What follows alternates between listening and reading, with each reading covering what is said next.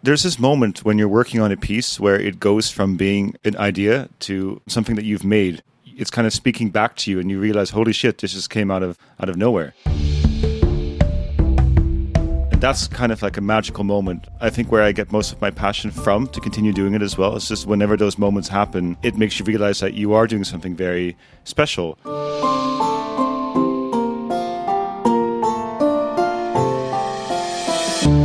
From AmaiFM, I'm Chirag, and you're listening to the behind-the-scenes series of our show, Tales of the Trade. During various concept meetings with our producer, Gaia, whom you heard in the last episode, we talked about building the show's identity. And one aspect of that was giving the show its own unique sonic identity. So on this episode, I'm going to be talking with the show's composer and trying to understand how he took the themes and motifs we talked about for the show to compose the music you're listening to behind my voice right now.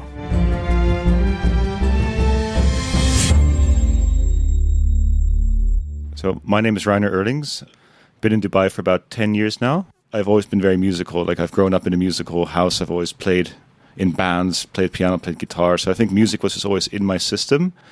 I was just always worried about whether I'd be able to make a profession out of this, and decided to do the safe thing and kind of go down the route of doing business school and things like that before really committing to what I'm doing now. And started off working mainly as a music producer at a recording studio here, working with a lot of acts and artists from the region, also a lot of international artists that would come to Dubai for tours. I started to transition into doing music for advertising until it reached the point where I started doing that more or less full time. When you produce music, you kind of work on other people's songs and kind of bring them to life. When you compose music, you actually create the music and produce it and record it and all that. So it's good to have those skills anyway. At the moment, I would call myself a media composer. I compose music for all different types of media, including podcasts now. Yeah, including podcasts now. Why is it that music can help, complement the story? What gives it that additional touch? If you meet someone in real life, especially if it's someone you know or someone you have a history with, or if it's a loved one or someone that you're chasing or whatever, like a love scene, besides the things that you physically say to that person, there's a lot of unspoken things, there's a lot of tensions, there's a lot of emotions there based on your backstory that you just know, you feel it, you feel the chemistry there. When you film someone doing that and you watch it back on a screen, all of that is lost to the audience. And all those additional emotions and anything that is not the dialogue has to come from the music. So the music sets the tone, it builds the tension, it lets the audience know in a very subtle way, like, oh, this is going to go well, or it's going to go bad, or there's something's about to happen, or they're in love now, or they hate each other, whatever it is. With the expressions and what they say, you understand it. But with the music, you feel it. If you ever try to watch a movie without music by putting the thing on mute and just reading the subtitles, you lose 80% of the context of the film and the emotions behind the film. Yeah, and then when you contrast that, because we're talking about sort of TV and movies or something on a screen, but then tying that to a podcast where actually the visual element is now taken out. So you have the voice, you have the tone and the tenor. And it serves so many purposes in a podcast or in a film or a TV thing. It kind of paces the audience along to let them know something's about to happen, or something's, this is going to take a while, or hold on. If a scene is feeling a bit long, the music can start to swoop in there, build a bit of tension, and then transition to another scene. It's all about guiding the audience on a journey and having them feel the right things at the right time. Talk me through that initial process for you when you were creating it. Sort of what were you drawing from, and in terms of creating and the sounds, and how you related that to what you eventually composed. So when I first met with you and Guy, the two of you described the show to me and said that it would be about all sorts of entrepreneurs or anyone doing something interesting here who has a story to tell about building something. Seeing the logo ideas floating around and some of the general branding ideas, I immediately got a sense of kind of an old worldly voyage.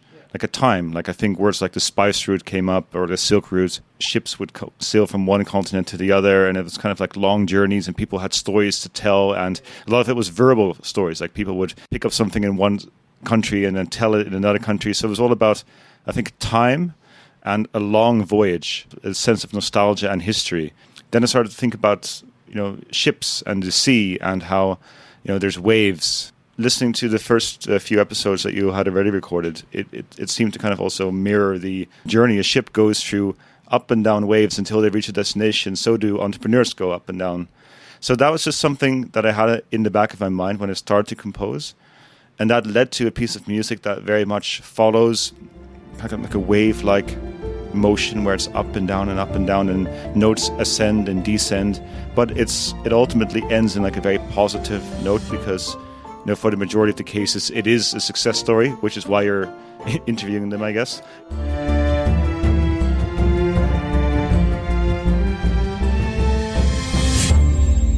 Yeah, that's kind of like the basics behind it. Like I would say it's a piece of music that represents trade.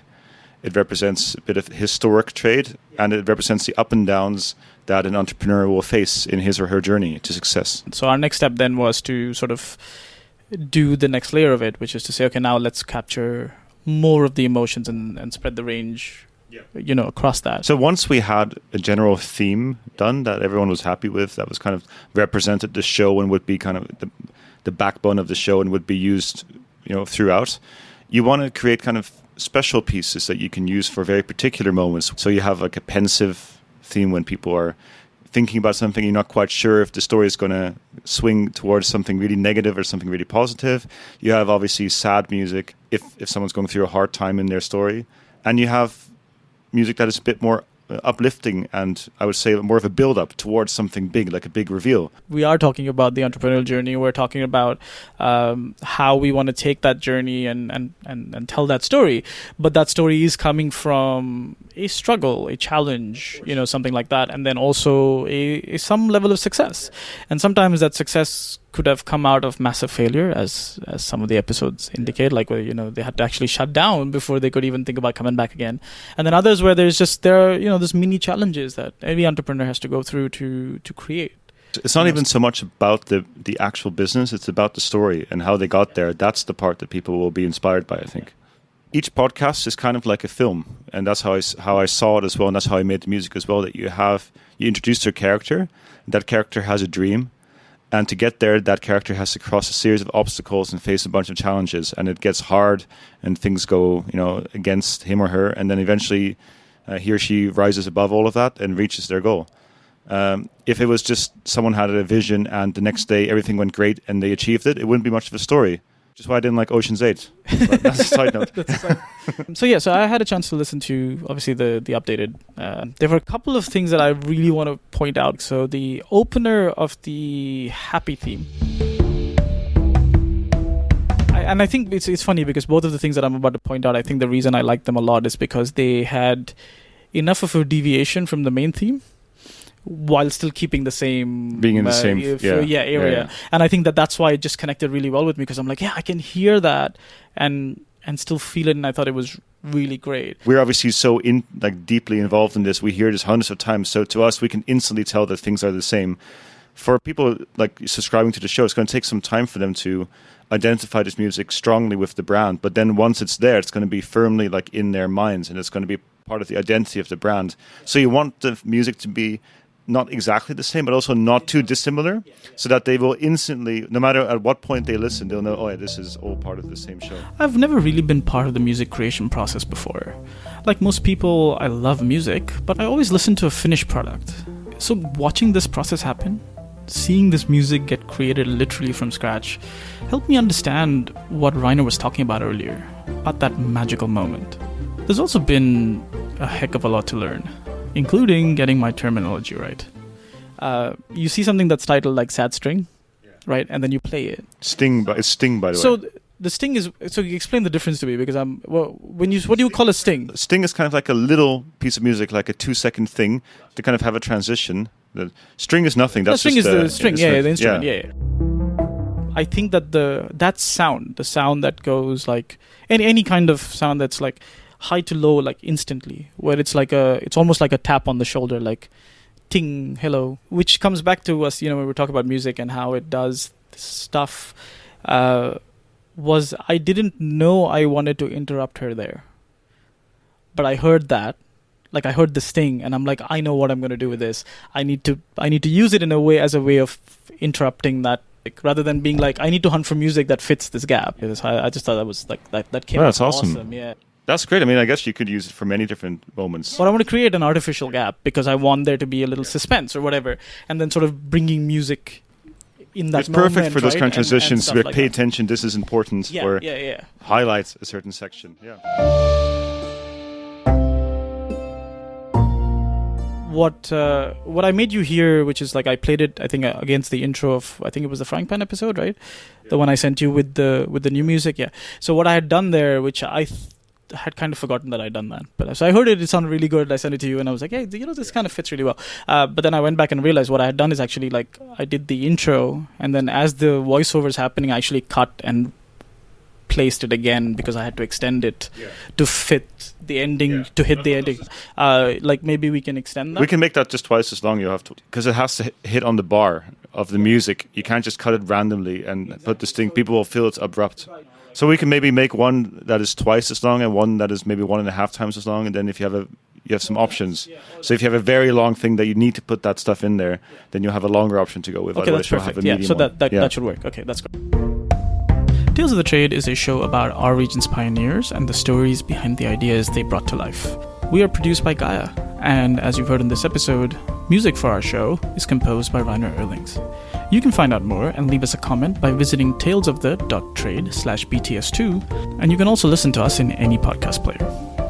I can't wait to share this upcoming season with you.